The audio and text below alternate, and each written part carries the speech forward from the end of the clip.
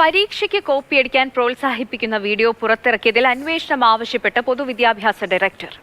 ഇത് സംബന്ധിച്ച് DGPക്ക് കത്ത് നൽകിയിരിക്കുന്ന യൂട്യൂബിലായിരുന്നു വിദ്യാർത്ഥി വീഡിയോ പോസ്റ്റ് ചെയ്തിരുന്നത്. സംഭവം വിവാദമായതോടെ വീഡിയോ നീക്കിയിരുന്നു.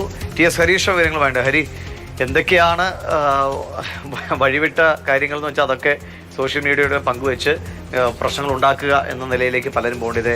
എപ്പോഴാണ് ഇങ്ങനെ ഒരു വീഡിയോ പ്രത്യക്ഷപ്പെടുന്നത്, ശ്രദ്ധയിൽപ്പെടുന്നത്, എന്ത് നടപടിയെടുക്കും?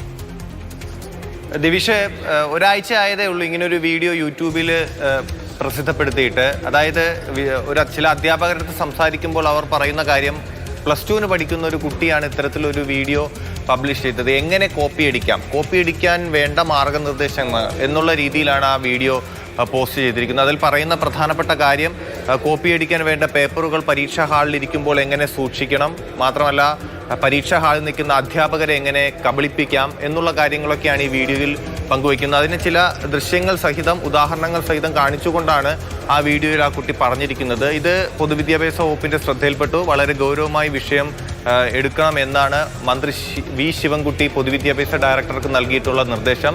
ശിവൻകുട്ടിയുടെ നിർദ്ദേശത്തിന്റെ അടിസ്ഥാനത്തിൽ പൊതുവിദ്യാഭ്യാസ ഡയറക്ടർ ഇന്നാണ് DGPക്ക് കത്ത് നൽകിയിരിക്കുന്നത്. അതിൽ പറഞ്ഞിരിക്കുന്നത്, ഈ വിഷയം ഏത് യൂട്യൂബ് ചാനലാണ് ഇത്തരത്തിലൊരു വീഡിയോ പബ്ലിഷ് ചെയ്തത് എന്നുള്ള തരത്തിൽ അന്വേഷിക്കണം, അവർക്കെതിരെ നടപടിയെടുക്കണമെന്നാണ് പോലീസിനോട് നൽകിയിരിക്കുന്നത്. ഈ വാർത്തകൾ വന്നതിന് പിന്നാലെ ആ യൂട്യൂബ് ചാനൽ ഇപ്പോൾ ഈ വീഡിയോ പിൻവലിച്ചിട്ടുണ്ട്. ശരി, എങ്ങനെ കോപ്പി അടിക്കാം എന്ന ടിപ്സ് പങ്കുവയ്ക്കുന്നത് പോലെയാണ് എങ്ങനെ കോപ്പി അടിക്കാം എന്ന് പറഞ്ഞ് യൂട്യൂബിൽ വീഡിയോ ഇടുന്നത്. ഇപ്പോൾ അത് ശ്രദ്ധയിൽപ്പെട്ടു.